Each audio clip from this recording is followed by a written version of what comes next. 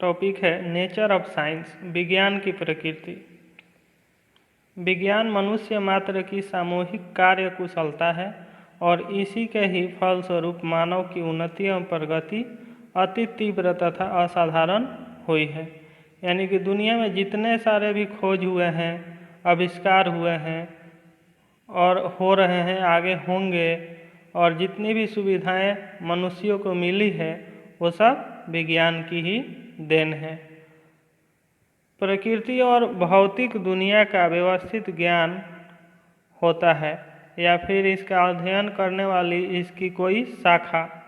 असल में विज्ञान शब्द का उपयोग लगभग हमेशा प्राकृतिक विज्ञानों के लिए ही किया जाता है। प्राकृतिक विज्ञानों के लिए इसका विज्ञान शब्द का प्रयोग करने का अर्थ हुआ कि भौतिकी, रसायन शास्त्र और जीव विज्ञान, मुख्य रूप से 3 शाखाएं हैं विज्ञान की। इन्हीं के लिए विज्ञान शब्द की उपयोग होता है। आर्थर वाल्फोर ने कहा है, विज्ञान सामाजिक परिवर्तन का एक महान उपकरण है।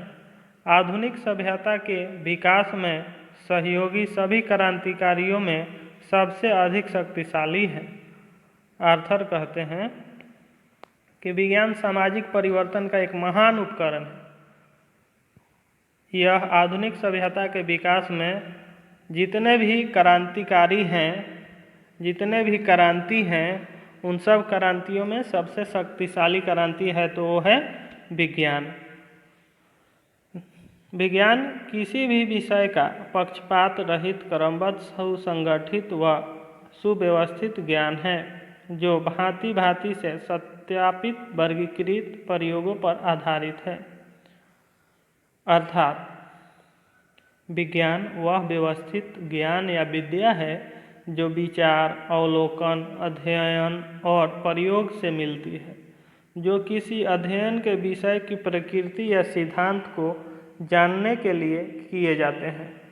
यानी विज्ञान वह सुव्यवस्थित या व्यवस्थित ज्ञान या विद्या है जो विचार, अवलोकन, अध्ययन और प्रयोग से मिलती है और इसके प्रकृति और सिद्धांत का प्रयोग किसी भी विषय के प्रकृति और सिद्धांत को जानने के लिए किया जाता है। विज्ञान शब्द का प्रयोग ज्ञान की ऐसी शाखा के लिए भी करते हैं जो तथ्य, सिद्धांत और तरीकों को प्रयोग और परिकल्पना से स्थापित और व्यवस्थित करती है। इस प्रकार हम कह सकते हैं कि किसी भी विषय के क्रमबद्ध ज्ञान को विज्ञान कहते हैं। किसी भी विषय के क्रमबद्ध ज्ञान को विज्ञान कहते हैं। ऐसा कहा जाता है कि विज्ञान के ज्ञान भंडार के बजाय वैज्ञानिक विधि विज्ञान की असली कसौटी है या प्रकृति में उपस्थित वस्तुओं के क्रमबद्ध अध्ययन से ज्ञान प्राप्त करने को ही विज्ञान कहते हैं। यानी प्रकृति में जो कुछ भी उपस्थित है उससे संबंधित क्रमबद्ध ज्ञान अध्ययन को विज्ञान कहते हैं, या किसी भी वस्तु के बारे में विस्तृत ज्ञान को ही विज्ञान कहते हैं। ऐसे भी अपने शब्दों में हम लोग कह सकते हैं कि साइंस शब्द की उत्पत्ति साइंसिया से हुई है, जिसका अर्थ होता है जानना, समझना और ज्ञान। To know, to understand, to knowledge. अर्थात किसी भी वस्तु के बारे में विस्तृत रूप से जानकारी, अध्ययन प्राप्त करना विज्ञान कहलाता है। विज्ञान की एक और परिभाषा दी जा सकती है, किसी भी वस्तु के बारे में जानकारी ग्रहण करना और जानकारी को सही तरीकों से लागू करना एवं किसी भी वस्तु का सही अवलोकन करना एवं उसका विश्लेषण करना ही विज्ञान है।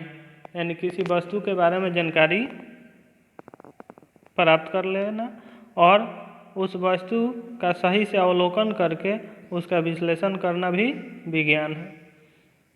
नेक्स्ट, विज्ञान का अर्थ।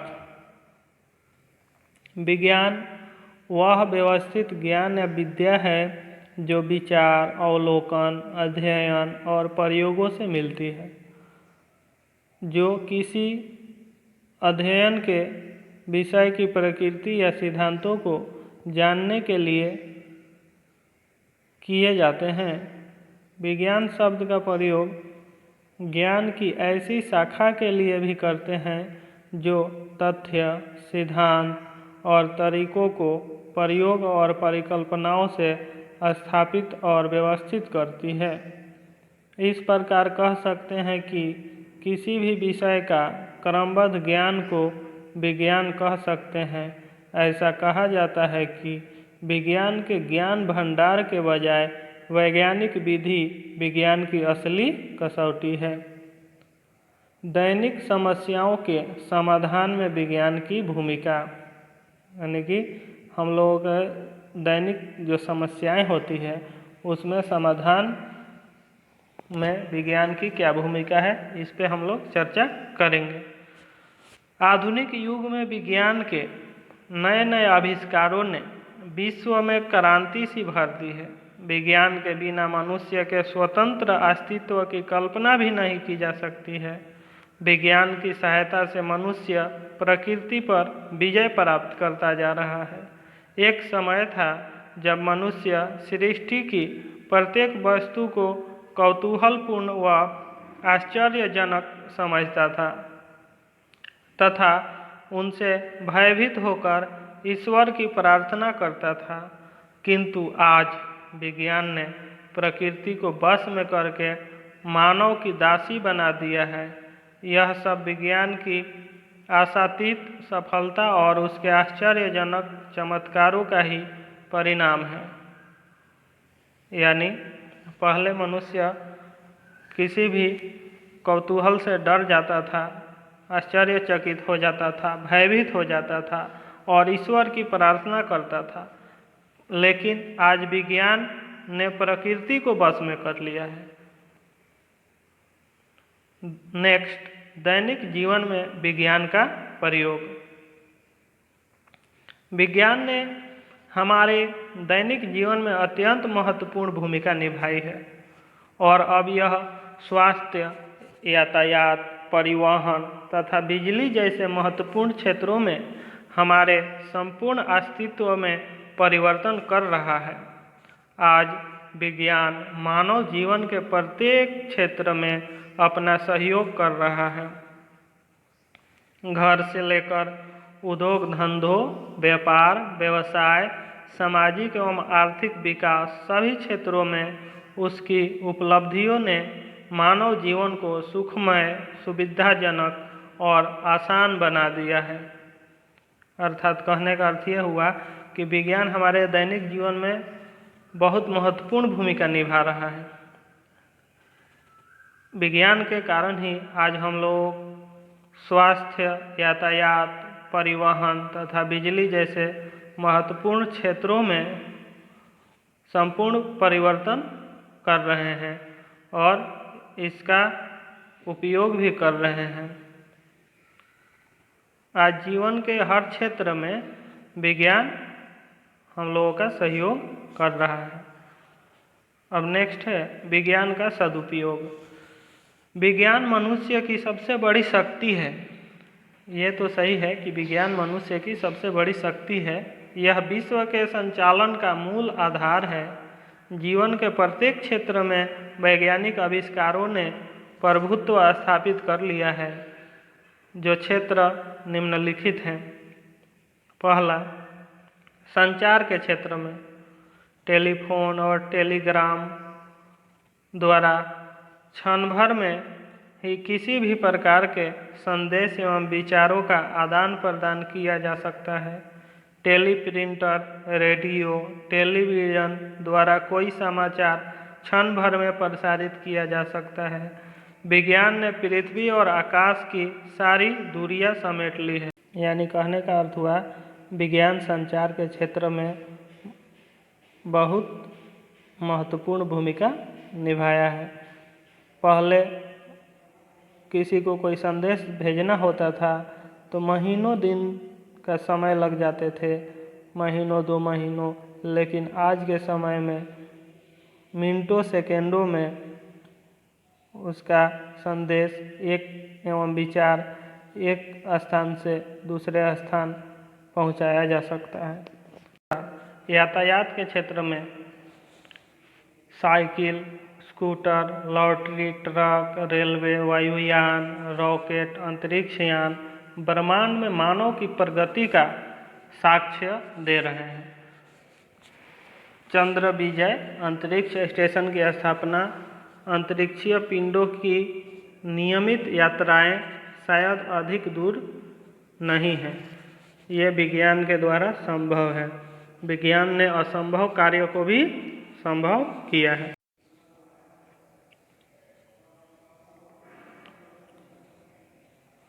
दूसरा, यातायात के क्षेत्र में cycle, scooter, lottery, truck, railway, वायुयान, रॉकेट, अंतरिक्ष यान ब्रह्मांड में मानव की प्रगति का साक्ष्य दे रहे हैं। चंद्र विजय अंतरिक्ष स्टेशन की स्थापना, अंतरिक्षीय पिंडों की नियमित यात्राएं शायद अधिक दूर नहीं है। ये विज्ञान के द्वारा संभव है। विज्ञान ने असंभव कार्य को भी संभव किया है। तीसरा है चिकित्सा के क्षेत्र में। हाँ, चिकित्सा के क्षेत्र में भी विज्ञान ने बहुत महत्वपूर्ण योगदान दिया है। आधुनिक चिकित्सा पद्धति इतनी विकसित हो गई है कि असहाय रोग, कैंसर, टीबी, हृदय रोग पर विजय विज्ञान के माध्यम से संभव हो सकी है। चौथा, शिक्षा के क्षेत्र में। शिक्षा के क्षेत्र में भी विज्ञान का महत्वपूर्ण योगदान है। विज्ञान ने शिक्षा के क्षेत्र में अद्भुत कार्य किए हैं। टेलीविज़न, रेडियो, सिनेमा, इंटरनेट ने शिक्षा को सरल बना दिया है। पहले के समय में किसी भी प्रश्न का उत्तर ढूंढने के लिए विभिन्न प्रकार के अनेकों पुस्तकों का सहारा लेना पड़ता था, उसमें ढूंढना पड़ता था। लेकिन आज के समय इंटरनेट की सहायता से किसी भी प्रश्न का उत्तर आसानी से निकाला जा सकता है। पांचवा, कृषि के क्षेत्र में। कृषि के क्षेत्र में भी विज्ञान ने बहुत उन्नति की है। उर्वरक, बुआई, कटाई के आधुनिक साधन, कीटनाशक दवाइयों तथा सिंचाई के कृत्रिम साधनों ने खेती को अत्यंत सुविधापूर्ण एवं सरल बना दिया है। इन सब के आविष्कार से आज पैदावार भी बहुत अच्छा हो रहा है। कम भूमि में अधिक अन्न निकलता है। छठा, मनोरंजन के क्षेत्र में। मनोरंजन के क्षेत्र में भी विज्ञान ने बहुत विकास किया है। जैसे सिनेमा, रेडियो, टेलीविज़न विज्ञान की ही देन है। 7, दैनिक जीवन में विद्युत। ऐसा लगता है कि हमारे दैनिक जीवन का महत्वपूर्ण अंग बन गई है विद्युत। बिजली के पंखे, press, cooking gas, stove, fridge, सिलाई मशीन आदि के निर्माण ने मानव को सुविधापूर्ण जीवन दिया है, जिससे समय, शक्ति व धन की पर्याप्त बचत हुई है। इन सब के बिना तो कोई मनुष्य रह ही नहीं सकता है आज के समय में। इसलिए दैनिक जीवन में विद्युत का बहुत महत्व है। 8, उद्योग के क्षेत्र में। औद्योगिक क्षेत्र में विज्ञान ने क्रांतिकारी परिवर्तन किए हैं। हमारे देश में अनेक छोटे बड़े कल कारखानों का संचालन हो रहा है। ये सब विज्ञान की ही देन है। 9, परमाणु शक्ति के क्षेत्र में। आधुनिक युग को परमाणु युग कहा जाता है। यह सब विज्ञान का ही। इस शक्ति के माध्यम से पृथ्वी और समुद्र से मूल्यवान गैस व खनिज प्राप्त किए जा सकते हैं। अर्थात परमाणु शक्ति का प्रयोग करके आज हम लोग समुद्र और पृथ्वी से मूल्यवान गैस व खनिज की प्राप्ति कर रहे हैं। 10, भवन निर्माण एवं वास्तुकला के क्षेत्र में विकास। विज्ञान, बांध, बहुमंजिली इमारतें, मनोहारी शैल्पिक प्रयोग भवन निर्माण के क्षेत्र में विज्ञान की अपूर्व प्रगति के प्रमाण हैं। क्रेन, बुलडोजर, ड्रिलर, खनन यंत्र आदि ने ये सब संभव किया है और ये सब विज्ञान की ही देन है। नेक्स्ट, विज्ञान का दुरुपयोग। मानव की स्वार्थपूर्ण प्रवृत्तियों ने विज्ञान को वरदान से अभिशाप बना दिया है। वे विज्ञान को बेरोक टोक दुरुपयोग कर रहे हैं। अपने वर्चस्व को बनाए रखने तथा महत्वाकांक्षाओं की पूर्ति के लिए अशांति, युद्ध और विनाश के गर्त में धकेल देते हैं। विज्ञान के दुरुपयोग की घिनौनी प्रवृत्तियों ने मानव जीवन को अत्यंत अनिश्चित की स्थिति में पहुंचा दिया है। आज विज्ञान के दुरुपयोग के कारण मानव एवं सभ्यता प्रगति के साथ अपने विनाश की ओर बढ़ रही है। सुविधा प्रदान करने वाले उपकरणों ने मनुष्य को आलसी बना दिया है।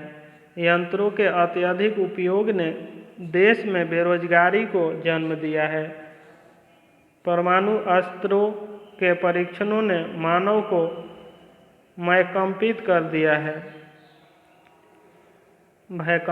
दिया है। जापान के नागासाकी और हिरोशिमा नगरों का विनाश विज्ञान की ही देन है।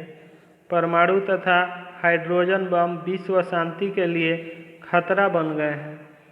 यानी विज्ञान के दुरुपयोग से मनुष्यों ने बहुत अपने आप के लिए खतरा मोल लिया है। एक तो आलसी बन गए हैं, ऊपर से एक ऐसे बम, परमाणु बम अस्त्र बना लिए हैं जिससे वैश्विक अशांति बनी हुई है। नेक्स्ट, वैज्ञानिक विधि के विभिन्न पद। प्रकृति के तथ्यों, रहस्यों और उसकी घटनाओं को क्रमबद्ध, सुसंगठित, व्यवस्थित एवं तार्किक ढंग से अध्ययन करके निश्चित नियम एवं सिद्धांत को प्रतिपादित करने की विधि को वैज्ञानिक विधि कहते हैं। यानी प्रकृति के तथ्यों, रहस्यों और उसकी घटनाओं को एक क्रम में सुसंगठित करके व्यवस्थित एवं तार्किक ढंग से अध्ययन करके निश्चित नियम एवं सिद्धांत को प्रतिपादित करने की विधि को वैज्ञानिक विधि कहते हैं। यह एक ऐसी प्रणाली या प्रक्रिया है जिसे वैज्ञानिक अपनाते हैं। वैज्ञानिकों ने अपनी समस्याओं को सॉल्व करने के लिए इस पद्धति को चुना है। वैज्ञानिक विधि 5 मुख्य चरणों में संपन्न होती है। पहला, समस्या, प्रॉब्लम। दूसरा, परिकल्पना, हाइपोथेसिस। तीसरा, प्रायोगिक, एक्सपेरिमेंटेशन। चौथा, प्रेक्षण, ऑब्जर्वेशन। पांचवा, निष्कर्ष। यानी लास्ट में निष्कर्ष पे पहुंचा जाता है, कंक्लूजन। पहला, समस्या। किसी भी समस्या के निराकरण में नया वैज्ञानिक कार्य प्रारंभ होता है। क्यों और किसके द्वारा खोजते हैं, बादल कैसे बनते हैं, पानी कैसे बरसता है, रोग क्यों हुआ आदि। ये किसी भी समस्या का निराकरण में नया वैज्ञानिक कार्य प्रारंभ किया जाता है, क्यों और कैसे से। नेक्स्ट, दूसरा, परिकल्पना। किसी समस्या पर वैज्ञानिकों द्वारा एक या अनेक मत या विचार व्यक्त किए जाते हैं, उसे परिकल्पना कहते हैं। प्रत्येक विचार के पीछे कुछ आधार भी होता है जो सही या गलत भी हो सकता है। सही विचार परिकल्पनाएं कहलाते हैं। तीसरा, प्रायोगिक। परिकल्पना की सत्यता को सिद्ध करने के लिए विभिन्न प्रकार के प्रयोग व परीक्षण विभिन्न वैज्ञानिकों द्वारा किए जाते हैं। यदि यह परिकल्पना उन प्रयोगों द्वारा सही सिद्ध होती है तो ठीक है, अन्यथा अस्वीकार कर दिया जाता है। चौथा, प्रेक्षण। प्रयोगों से प्राप्त आंकड़ों के आधार पर समीक्षा की जाती है तथा तथ्यों की वास्तविकता का गहन चिंतन करते हैं और निष्कर्ष। अब पहुँचते हैं 5, निष्कर्ष पे। नियंत्रित प्रयोगों द्वारा परिकल्पनाओं की वास्तविकता की परीक्षा की जाती है। कोई परिकल्पना कितनी भी वास्तविक क्यों न हो, प्रयोगों द्वारा सत्यता की परीक्षा अवश्य की जाती है। बिना उसकी सत्यता का परीक्षण किए बिना उसका उपयोग नहीं किया जाता है।